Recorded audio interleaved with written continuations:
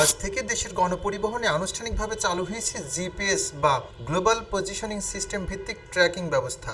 এর ফলে বাস কোথায় আছে, নির্ধারিত রুট অনুসরণ করছে কিনা, অতিরিক্ত গতি বা অনিয়ম হচ্ছে কিনা এসব তথ্য তাৎক্ষণিকভাবে পর্যবেক্ষণ করা সম্ভব হবে। জিপিএস চালু আছে, এটা কে কোন দিকে যায়, কে কয় টিপ মারে সব দেখা যায়, বোঝা যায় আর কি। হ্যাঁ চালু আছে। এটা মালিকের নিজস্ব সুবিধা তো অবশ্যই আছে জিপিএসে। আমার সুবিধা না থাকুক, মালিকের গাড়ি মালিকের তো সুবিধাই আছে, আমার সুবিধা দরকার নেই জিপিএসে। রাজধানীর বিভিন্ন এলাকায় ঘুরে বাস চালকদের সাথে কথা বলে জানা গেছে, ইতোমধ্যে অধিকাংশ বাসেই জিপিএস ডিভাইস বসানো হয়েছে। অনেক চালক বলছেন, শুরুতে নতুন প্রযুক্তি নিয়ে কিছুটা শঙ্কা থাকলেও এখন তারা এর সুবিধা বুঝতে পারছেন। জিপিএস চালু আছে আমাদের গাড়িতে। জিপিএস দিয়ে তো গাড়ির খোঁজ খবর নেওয়া যায়, এই সুবিধা। গাড়ি কোথায় আছে না আছে সব খোঁজ খবর নেওয়া যায় জিপিএস এর মাধ্যমে। অধিকাংশ পরিবহনে জিপিএস সিস্টেম চালু থাকলেও কিছু পরিবহনে এখনো চালু হয়নি। না জি নাই, আমাদের গাড়িতে জিপিএস নেই। সেটা আমরা বলতে পারবো না, আমরা মূর্খ মানুষ, আমরা কেমনে বলবো।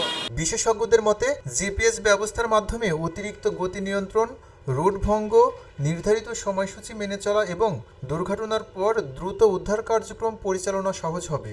পাশাপাশি বাস পরিচালনায় স্বচ্ছতা বাড়বে এবং যাত্রীদের নিরাপত্তাও নিশ্চিত হবে। তবে নতুন এই ব্যবস্থায় কিছু চ্যালেঞ্জও রয়েছে। কোথাও কোথাও ইন্টারনেট সংযোগের সমস্যা, ডিভাইস রক্ষণাবেক্ষণের খরচ এবং চালক সহকারীদের পর্যাপ্ত প্রশিক্ষণের অভাব কার্যকর বাস্তবায়নে বাধা হতে পারে বলে মনে করছেন সংশ্লিষ্টরা।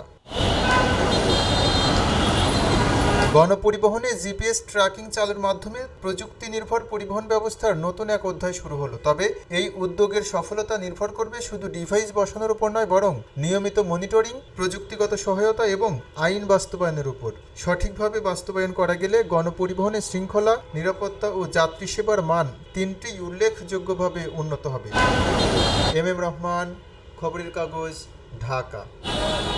খবরের কাগজ, নিখাত, নির্ভীক, নিরপেক্ষ।